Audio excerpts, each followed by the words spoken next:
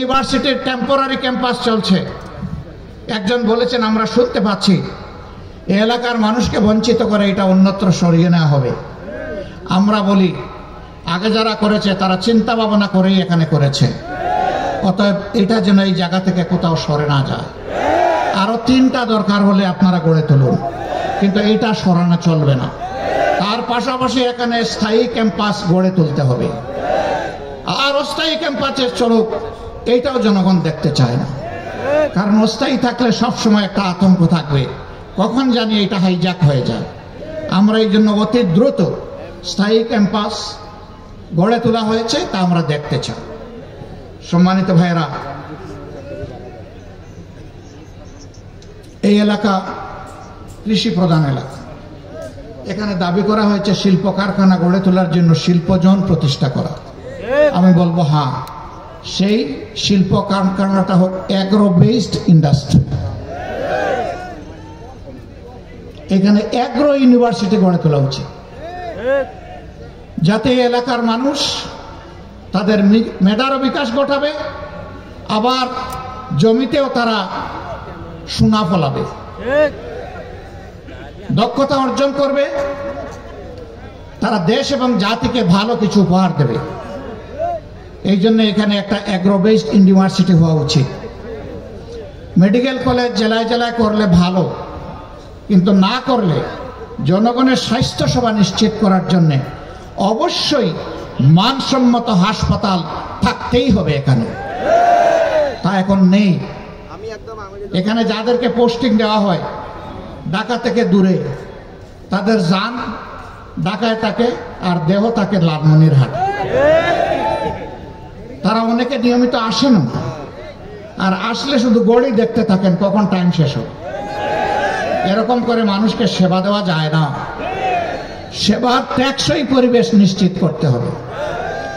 দরকার হয় চিকিৎসক, technocrat, technologist, nurse, ancillary staff যারা আছে তাদের জন্য এখানে কর্ম পরিবেশ নিশ্চিত করতে হবে, যাতে তারা এখানে সন্তুষ্ট চিত্ত থেকে মানুষকে সন্তুষ্ট মনে দায়িত্ব পালন করে তারা সেবা দিতে পারে। সম্মানিত বন্ধুগণ, রাষ্ট্রের অনেক সমস্যা, আপনাদেরও অনেক সমস্যা। এই সমস্যাগুলো যারা সৃষ্টি করেছিল, ক্ষমতাকে কিয়ামত পর্যন্ত টিকিয়ে রাখার জন্য যারা একেবারেই বেপরোয়া হয়ে উঠেছিল, মানুষের জীবন যাদের কাছে কোনো জীবনই ছিল না, ক্ষমতার শেষ প্রান্তে তারা নিজেদের ক্ষমতা ধরে রাখতে সরাসরি স্পষ্ট দিবালোকে মানুষের বুকে গুলি ছুড়ে হাজার হাজার মানুষকে তারা খুন করেছে। 15.5 বছর তারা খুন করেছে, গুম করে আয়না করে বন্দি করে রেখেছে। 24,000-এর ঊর্ধ্বে মানুষকে জীবনের তরে পঙ্গু করে দিয়েছে।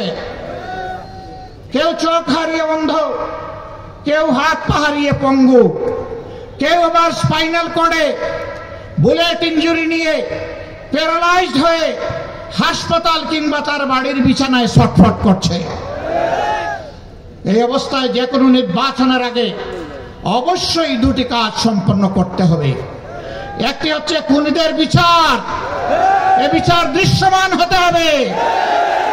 আরেকটি হচ্ছে প্রয়োজনীয় সংস্কার। এই 2টা ছাড়া বাংলাদেশের জনগণ কোনো নির্বাচনে মেনে নেবে না।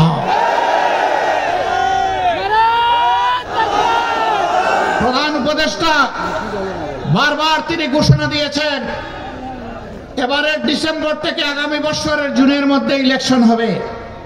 আমরা প্রধান উপদেষ্টাকে বিনয়ের সাথে বলবো, আমরা ইলেকশন চাই, আমরা সুষ্ঠু নির্বাচন চাই। আর আমরা চুরি চামারি, কালো টাকার পেশি শক্তির প্রভাব যুক্ত নির্বাচন দেখতে চাই না। এই জন্য নির্বাচনের জন্য অবশ্যই সমতল মাঠ তৈরি করতে হবে।